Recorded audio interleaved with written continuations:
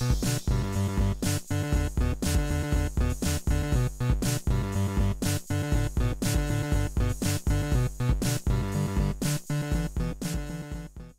is up, guys? I am GT Sali, and let's talk about PlayStation.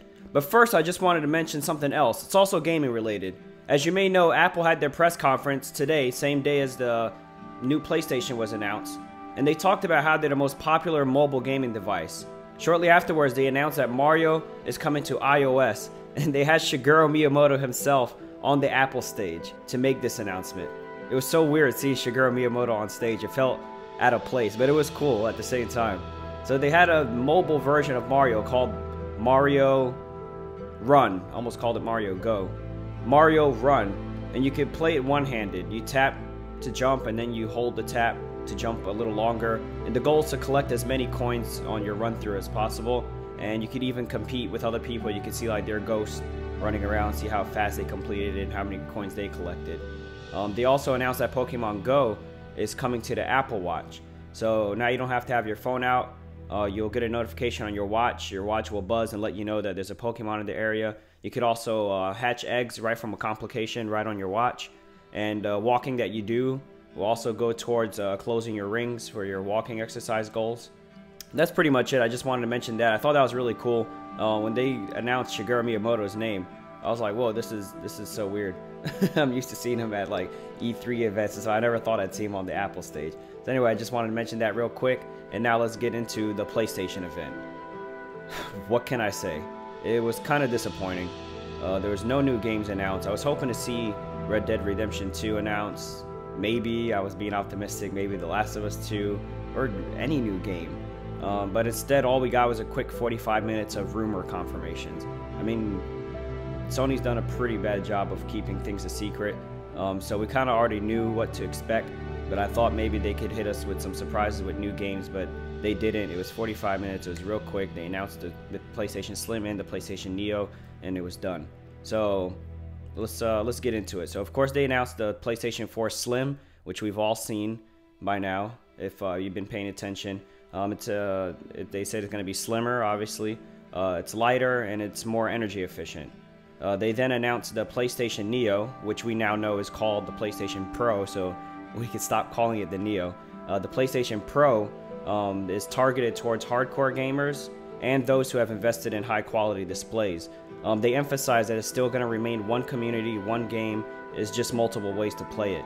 So that means if you own, I guess in the future when 4K games come out, you'll only have to buy one copy. If you already have a PlayStation 4 and you go out and buy the PlayStation 4K, you don't have to buy a 4K version of the game and then like a regular version. You just buy the 4K version, it'll play on your regular PlayStation or the 4K.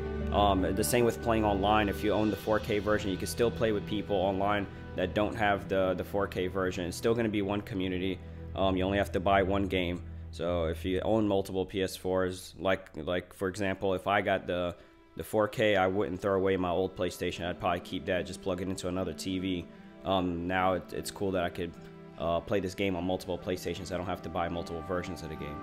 And 4K, by the way, if you don't already know, well, you have HD, which is 720, is 720 pixels on the screen. You have full HD, such as Blu-rays and the current games that run at 1080p. Which is 1080 pixels on the screen.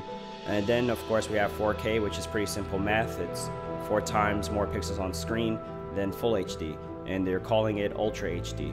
Another feature that comes with the PlayStation Pro is HDR, which is high dynamic range, and this is something that's relatively new. A lot of people don't really talk about it. You hear about 4K all the time, but HDR is also something that's pretty new. What it does is it expands the TV's contrast ratio and the color palette to offer a more realistic natural image than what's possible with today's HD TVs. So that means darker blacks and brighter whites. And these are two different features. So HDR will be added with a firmware patch to all the current PS4s, assuming that you own an HDR capable TV. So it's not just a feature that's going to be on the PlayStation 4 Pro. If you have a PS4 now and you have a HDR ready TV, there'll be a firmware patch coming out soon, and you'll be able to play your games at HDR. 4K cannot be done with a simple firmware update, and that's why they have a PlayStation 4 Pro to offer 4K support. Some of the hardware upgrades, they've upgraded the GPU more than double. They've boosted the clock rate of the CPU. They've added a larger hard drive, so now when you buy the PlayStation 4 Pro, it'll ship with a 1 terabyte hard drive, which I still feel is not enough. I currently have a 500 gig hard drive, which is a half a terabyte, and I don't download any games. I buy hard copies of all my games, so the only information I have on here is the install files. I only have 6 games so far, and I've already gotten the message for the 6th game that I bought telling me that my hard drive was full, which I didn't understand. And then I went and checked, and it's just the install files are so big that 500 gigs. I mean, so what does that mean? A terabyte, that means 12 games, and then your hard drive is full. So I really think they need to ship out with at least 2 terabytes and possibly even 5 terabytes. Of course, it's going to support PlayStation Virtual Reality, but they didn't specify if they got rid of the need for that extra box. If you remember when they first announced a PlayStation VR, when they showed pictures of it, there was this extra box that was plugged into the current PlayStation. The current PlayStations, they've already said, are not powerful enough to run PlayStation Virtual Reality. So it makes sense that they need to have this attachment, but hopefully they've put this hardware inside the new PlayStation 4 Pro.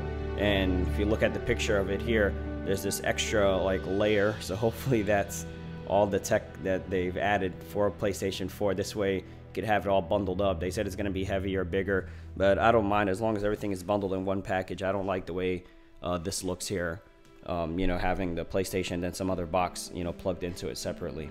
Some games that they showed with PlayStation support are the new Spider-Man game from Insomniac Games. That will ship in 4K, Rise of the Tomb Raider, Watch Dogs 2, Horizon New Dawn, Call of Duty, Infinite Warfare, and Mass Effect Andromeda. They all showed demos and did little demonstrations with these games when talking about 4K. Some games that will have HDR support are Days Gone, Uncharted 4, and Infamous First Light. Now, if you notice, Uncharted 4 and Infamous First Light are games that have already been out for a while. They're not coming out with a new copy of the game. You're not going to go to GameStop and buy the HDR version of the game like you would do with a remastered copy. The game will just get a free patch that allows it to run at HDR. They're calling this forward compatibility. So they're going to take current games. Obviously, this depends on the developers, and they're going to add, they'll do patches to the game which will allow it to run HDR. Another thing they're adding is 4K streaming services. So Netflix is going to have some 4K content now. YouTube, which already has a lot of 4K stuff, YouTube's going to be coming out with a new app with a lot of 4K videos.